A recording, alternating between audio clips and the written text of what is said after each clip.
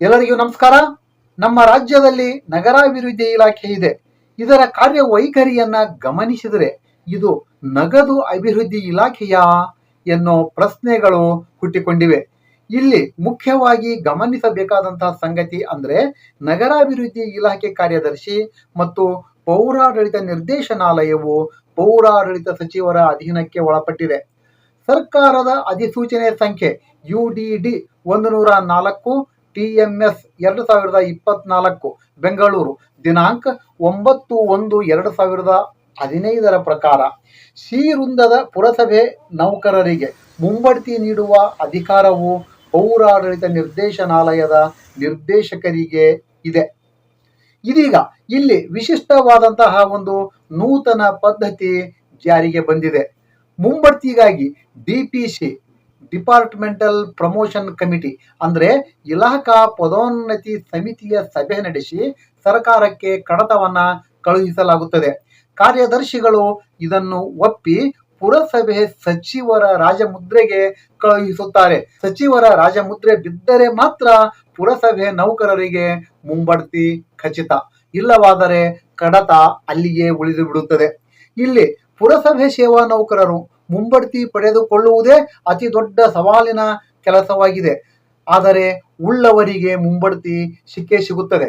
ಹೀಗಾಗಿ ಪೌರಾಡಳಿತ ನಿರ್ದೇಶನಾಲಯದಲ್ಲಿ ಮುಂಬಡ್ತಿ ಹುದ್ದೆಗಳು ಒಂದು ಅರ್ಥದಲ್ಲಿ ಬಿಕರಿಗೆ ಇಟ್ಟಂತಹ ಹುದ್ದೆಗಳಂತಾಗಿವೆ ಎಂದು ನಿರ್ದೇಶನಾಲಯದಲ್ಲಿನ ನೌಕರರೇ ಮಾತನಾಡಿಕೊಳ್ಳುತ್ತಿದ್ದಾರೆ. ಸ್ಥಳ ನಿಯೋಜನೆಯ ವಿಷಯದಲ್ಲಿ ನಿರ್ದೇಶಕರು ಮತ್ತು ಸರ್ಕಾರದ ಕಾರ್ಯದರ್ಶಿಗಳಿಗೆ ಮುಖ್ಯ ಕಾರ್ಯದರ್ಶಿಗಳ ಸುತ್ತೋಲೆ ಇದ್ರೂ ಕೂಡ ಅದಕ್ಕೆ ಬೆಲೆಯೇ ಇಲ್ಲದಂತಾಗಿದೆ. ಸ್ಥಳ ನಿಯೋಜನೆಯ ಕಡತಗಳನ್ನು ಕೂಡ ಮಾನ್ಯ ಮಂತ್ರಿಗಳ ರಾಜಮುದ್ರೆಗೆನೆ ಕಳುಹಿಸಬೇಕಾಗುತ್ತದೆ.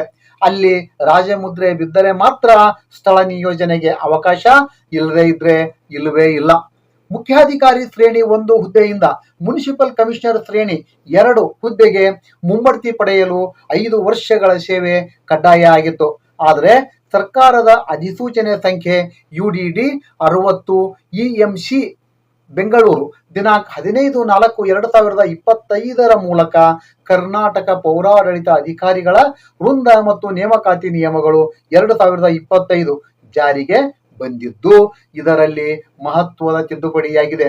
ಅದೇನೆಂದ್ರೆ ಮುಖ್ಯಾಧಿಕಾರಿ ಶ್ರೇಣಿ 1 ಹುದ್ದೆಯಿಂದ ಮುನ್ಸಿಪಲ್ ಕಮಿಷನರ್ ಗ್ರೇಡ್ 1 ಹಿಂದಿನ ಶ್ರೇಣಿ 2 ಹುದ್ದೆ ಇದು. ಈ ಹುದ್ದೆಗೆ ಮುಂಬಡ್ತಿಗೆ ಬೇಕಾದ 5 ವರ್ಷಗಳ ಸೇವಾ ಅವಧಿಯನ್ನು 1 ವರ್ಷಕ್ಕೆ ಸೀಮಿತಗೊಳಿಸಿ ತಿದ್ದುಪಡಿ ಮಾಡಲಾಗಿದೆ. ಸರ್ಕಾರದ ಅಧಿಸೂಚನೆ ಸಂಖ್ಯೆ UDD 76 EMC ಬೆಂಗಳೂರು ದಿನಾಂಕ 22/7/2025 ಮುಖ್ಯಾಧಿಕಾರಿ ಶ್ರೇಣಿ 1ರಿಂದ ಮುನ್ಸಿಪಲ್ ಕಮಿಷನರ್ ಶ್ರೇಣಿ 2 ಹುದ್ದೆಗಳ ಮುಂಬಡ್ತಿ ಪಟ್ಟಿಯನ್ನು ಪ್ರಕಟಿಸಲಾಗಿದೆ. ಅದರಲ್ಲಿ 64 ಅಧಿಕಾರಿಗಳು ಮುಂಬಡ್ತಿಯನ್ನ ಪಡೆದಿದ್ದಾರೆ. ಈ ಪಟ್ಟಿಯ ಕ್ರಮ ಸಂಖ್ಯೆ 34ರಲ್ಲಿ ಇರುವ ವೀರಪ್ಪ KN ಸಹಾಯಕ ನಿರ್ದೇಶಕರು, ಮಹಾನಗರ ಪಾಲಿಕೆ ಪೌರಾಡಳಿತ ನಿರ್ದೇಶನಾಲಯ ಸ್ವಂತ ವೇತನ ಶ್ರೇಣಿಯಲ್ಲಿ ಇದ್ರೂ ಕೂಡ ಅವರನ್ನು ಈ ಆದೇಶದಲ್ಲಿ ಸಹಾಯಕ ನಿರ್ದೇಶಕರು, ಮಹಾನಗರ ಪಾಲಿಕೆ ಪೌರಾಡಳಿತ ನಿರ್ದೇಶನಾಲಯ ಬೆಂಗಳೂರು ಇಲ್ಲಿಗೆ ನಿಯುಕ್ತಿಗೊಳಿಸಲಾಗಿದೆ ಅಂತ ಹೇಳಲಾಗಿದೆ. ಮುಂದುವರಿದು ಇದೇ ಅಧಿಕಾರಿಯನ್ನು ಅನ್ಯ ಸೇವೆಯ ನಿಮಿತ್ತ ಮುಖ್ಯಮಂತ್ರಿಗಳ ಮಾಧ್ಯಮ ಸಲಹೆಗಾರರ ಆಪ್ತ ಕಾರ್ಯದರ್ಶಿ ಹುದ್ದೆಯಲ್ಲಿಯೇ ಮುಂದುವರಿಸಲು ಅಂತ ತಿಳಿಸಲಾಗಿದೆ. ಇದು ಮುಂದುವರಿಸಲು ಅಂದರೆ ಸಮ್ಮತಿಯೋ ಅಸಮ್ಮತಿಯೋ ಎಂಬುದು ಸ್ಪಷ್ಟವಾಗಿ ಗೊತ್ತಾಗಿಲ್ಲ. ಅದೇ ರೀತಿ ಕ್ರಮ ಸಂಖ್ಯೆ 18ರಲ್ಲಿ ಇರುವ ಚಿಕ್ಕಮಗಳೂರು ನಗರಸಭೆ ಪೌರಾಯುಕ್ತ ಹುದ್ದೆಯಲ್ಲಿರುವ ಬಸವರಾಜ್ BC ಅವರ ವಿರುದ್ಧದ ಪ್ರಕರಣ ಲೋಕಾಯುಕ್ತದಲ್ಲಿ ಬಾಕಿ ಇರುವುದು ಪೌರಾಡಳಿತ ನಿರ್ದೇಶನಾಲಯಕ್ಕೆ ಗೊತ್ತಿದ್ದರೂ ಅವರಿಗೆ ಮುಂಬಡ್ತಿಯನ್ನ ನೀಡಿ ಅದೇ ಹುದ್ದೆಯಲ್ಲಿ ಮುಂದುವರಿಸಲಾಗಿದೆ. ಮತ್ತೊಂದು ವಿಚಿತ್ರವಾದ ಬೆಳವಣಿಗೆ ಎಂದರೆ ಕೆಲವು ಮುಖ್ಯಾಧಿಕಾರಿಗಳ ಮುಂಬಡ್ತಿಯನ್ನು ಕೇವಲ 1 ದಿನದ ಮಟ್ಟಿಗೆ ಸೀಮಿತಗೊಳಿಸಲಾಗಿದೆ. ಗೀತಾ DM, ಕುಮಾರಿ ಲಕ್ಷ್ಮಿ ಅಷ್ಟಗಿ, ಪರಿಸರ M Chaluvadi, Santosh GR, Basavaraj M ಮತ್ತು ವೆಂಕಟೇಶ್ C ಅವರಿಗೆ ಮುಂಬಡ್ತಿಯನ್ನ ನೀಡಿ 1 ದಿನದ ಮಟ್ಟಿಗೆ ಮಾತ್ರ ಬೇರೆ ಬೇರೆ ಸ್ಥಳಗಳಲ್ಲಿ ಕರ್ತವ್ಯಕ್ಕೆ ಹಾಜರಾಗಿ ಮತ್ತೆ ಪ್ರಾಧಿಕಾರಕ್ಕೆ ವರದಿ ಮಾಡಿಕೊಳ್ಳುವಂತೆ ಸರ್ಕಾರದ ಅಧೀನ ಕಾರ್ಯದರ್ಶಿ T. ಮಂಜುನಾಥ್ ಅವರು ಸೂಚನೆಯನ್ನ ನೀಡಿದ್ದಾರೆ. ಮಾಹಿತಿ ಹಕ್ಕು ಅಧಿನಿಯಮದಡಿ ಸಾರ್ವಜನಿಕ ಮಾಹಿತಿಯ ಅಧಿಕಾರಿ ಹಾಗೂ ಸರ್ಕಾರದ ಅಧೀನ ಕಾರ್ಯದರ್ಶಿಗಳಿಂದ ಡಿಪಿಸಿ ಸಭೆ ಮತ್ತು ಕಚೇರಿ ಟಿಪ್ಪಣಿಗಳನ್ನು ಕೋರಿದಾಗ ಅದು ಆಡಳಿತಾತ್ಮಕ ವಿಚಾರವಾಗಿದ್ದು, ಮಾಹಿತಿ ಹಕ್ಕು ಅಧಿನಿಯಮ 2005 ಕಲಂ 8 ಅಡಿಯಲ್ಲಿ ಮಾಹಿತಿ ಬಹಿರಂಗಪಡಿಸುವುದರಿಂದ ವಿನಾಯಿತಿಯನ್ನು ಪಡೆಯಲಾಗಿದೆ ಅಂತ ತಿಳಿಸಿದ್ದಾರೆ. ಅಲ್ಲದೆ ಸಾರ್ವಜನಿಕ ಮಾಹಿತಿ ಅಧಿಕಾರಿ ಮತ್ತು ಕೇಂದ್ರ ಸ್ಥಾನಿಕ ಸಹಾಯಕರು ಪುರಸಭೆ ಗ್ರೇಡ್ 2 ಮುಂಬಡ್ತಿ ನೀಡುವ ಕುರಿತು ಸರ್ಕಾರದ ಕಾರ್ಯದರ್ಶಿಗಳಿಗೆ ಡಿಪಿಸಿ ಸಭೆಗೆ ಅಗತ್ಯ ದಾಖಲಾತಿಗಳನ್ನು ಒದಗಿಸಲು ಕೇಳಿದಾಗ ಇಲಾಖಾ ವಿಚಾರಣೆ ಇರುವುದರಿಂದ ಇದಕ್ಕೆ ವಿನಾಯಿತಿ ಇದೆ, ಆದ್ದರಿಂದ ನೀಡಲು ಸಾಧ್ಯವಿಲ್ಲ ಅಂತ ತಿಳಿಸಿದ್ದಾರೆ.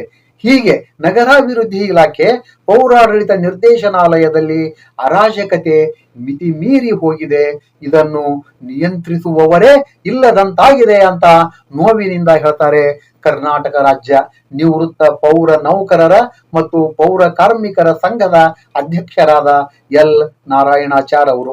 ಸರ್ಕಾರವು 22/7/2025 64 ಅಧಿಕಾರಿಗಳಿಗೆ ಮುಂಬಡ್ತಿ ನೀಡಿದಾಗ ಯಾವ ಅಧಿಕಾರಿಗಳ ವಿರುದ್ಧ ಇಲಾಖಾ ವಿಚಾರಣೆ ಇದೆ ಅನ್ನೋದನ್ನ ಸರ್ಕಾರದ ಕಾರ್ಯದರ್ಶಿಗಳು ಬಹಿರಂಗಪಡಿಸಬೇಕು ಅಂತ ಅವರು ಆಗ್ರಹ ಪಡಿಸಿದ್ದಾರೆ. ಅಷ್ಟೇ ಅಲ್ಲ, ಮಾನ್ಯ ಪೌರಾಡಳಿತ ಸಚಿವರು ತಮ್ಮ ಸಚಿವಾಲಯದ ನಾಮಫಲಕದಲ್ಲಿ ಒಂದು ದೊಡ್ಡ ದರಪಟ್ಟಿಯನ್ನ ಪ್ರಕಟಿಸಬೇಕು. ಮುಂಬಡ್ತಿಗಾಗಿ, ಸ್ಥಳ ನಿಯೋಜನೆಗಾಗಿ ಹಾಗೂ ಇಲಾಖಾ ವಿಚಾರಣೆ, ನ್ಯಾಯಾಂಗ ವಿಚಾರಣೆ, ಕ್ರಿಮಿನಲ್ ವಿಚಾರಣೆ ಇದ್ದರೂ ಅವುಗಳಿಗೆ ಇತಿಶ್ರೀಯನ್ನ ಹೇಳಿ ಉನ್ನತ ಹುದ್ದೆಗೆ ಮುಂಬಡ್ತಿ ಪಡೆಯಲು ಇರುವ ದರಗಳ ಪಟ್ಟಿಯನ್ನ ಪ್ರಕಟ ಮಾಡಬೇಕು. ಕರ್ನಾಟಕ ಪುರಸಭೆಗಳ ಅಧಿಕಾರಿಗಳು ಮತ್ತು ನೌಕರರುಗಳ ನೇಮಕಾತಿ ನಿಯಮಗಳು 2010 15 ವರ್ಷಗಳಾದರೂ ತಿದ್ದುಪಡಿ ಆಗಿಲ್ಲ. ಇದನ್ನು ತಿದ್ದುಪಡಿ ಮಾಡಲು ಸಹ ಒಂದೊಂದು ದರವನ್ನ ನಿಗದಿ ಮಾಡಬೇಕು ಅಂತ ನಾರಾಯಣಾಚಾರ್ ಅವರು ತುಂಬಾ ನೋವಿನಿಂದ ಕೇಳಿಕೊಂಡಿದ್ದಾರೆ.